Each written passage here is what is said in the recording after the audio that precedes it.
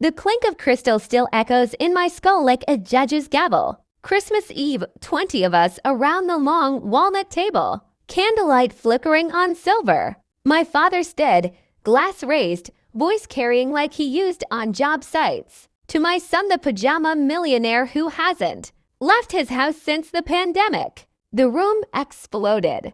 Aunt Linda actually snorted mulled wine. Mom's eyes begged me to laugh along. I didn't. I laid my napkin down, walked out into the snow, and something inside me went very, very cold. He hadn't always been cruel. When I was 8, he carried me on his shoulders through the lumberyard he owned, letting me run my fingers over French pine boards that smelled like Christmas all year. Smell that, buddy? That's money. That's pride. That's a man can stand on. I believed him. I wanted to be him. Big laugh, bigger handshake. The kind of man who could silence a room just by entering it. But I grew sideways instead of up. While my cousins learned to weld and frame houses, I learned HTML, then Shopify, then Facebook ads conversion rates. By 24, I was clearing 7 figures a year selling Italian leather bags nobody ever touched before buying. I worked in boxes and yesterday's t-shirt. Hair like a bird's nest, bank account screaming. Dad called it playing store on the computer. Every time I visited, he asked when I'd get a real job. Voice louder if anyone else was listening. I told myself it didn't matter. Money is respect, right? Wrongs, respect is respect. And he withheld it like a miser with the last match in winter. Then came Christmas Eve, the toast, the laughter that followed me out the door and down the icy driveway. I sat in my car until the windshield frosted over, engine running, watching my breath bloom and vanish. That was the moment I stopped trying to win his approval and started planning to survive without it. 2 days later, Uncle Ray called, voice low. Your old man's in deep, kid. Took out second mortgages on the lumberyard, the lake house, even the equipment. Suppliers are cutting him off. He's one missed payroll from losing everything. Ray paused. He's scared. And scared men bite. I hung up and stared at my second monitor, where spreadsheets glowed like green galaxies. For the first time I saw my father clearly. Not the giant of my childhood. Just a 60-year-old man drowning in decisions he'd made 20 years ago. Too proud to dog paddle. Most sons would have rushed in with a life preserver.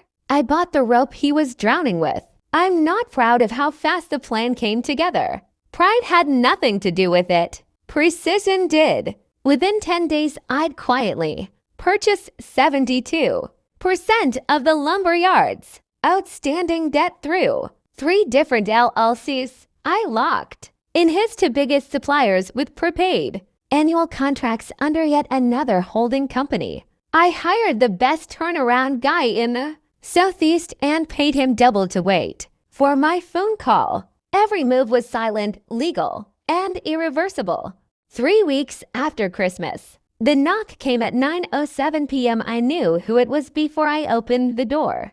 Dad stood on my porch in the same Carhartt jacket he'd worn since 1998, snow melting in his gray hair. He looked like he'd shrunk 2 inches. Can I come in? I stepped aside. He walked through my house like he was afraid of breaking something expensive, which, to be fair, everything was. He stopped in front of the kitchen island, stared at the double wall oven he'd once called fancy, bullshit, and laughed one short, broken, I'm losing the yard, he said to the countertop. 43 years? Gone. His voice cracked on the last word. He cleared his throat, tried again. I need a partner. Or a loan. Or something. I'm begging, son. He finally looked at me. Really looked. Not over my shoulder. Not through me into me. I saw the exact second he realized I wasn't going to make it easy. I opened the MacBook on the island, spun it toward him.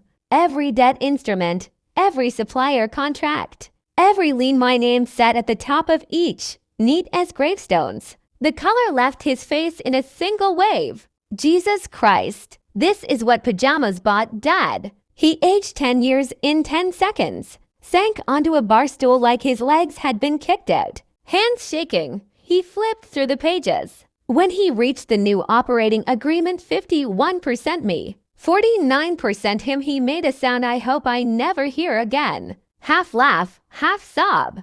I didn't come here to bury you, I said quietly. I came to bury the version of you that buried me first. Sign, and we save it together.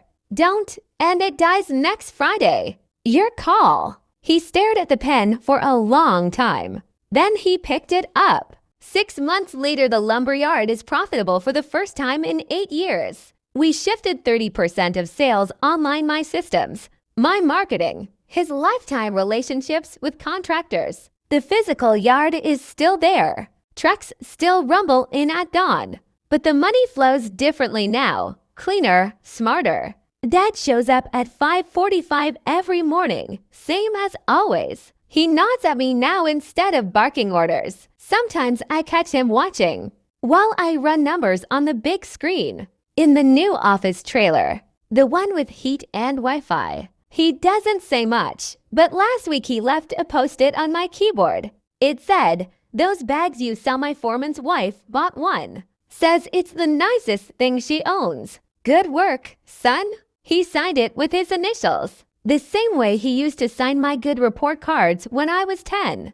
I kept the note. Some trophies don't need to be displayed. Some victories are quiet enough to hear a father finally say he's proud without ever saying the words.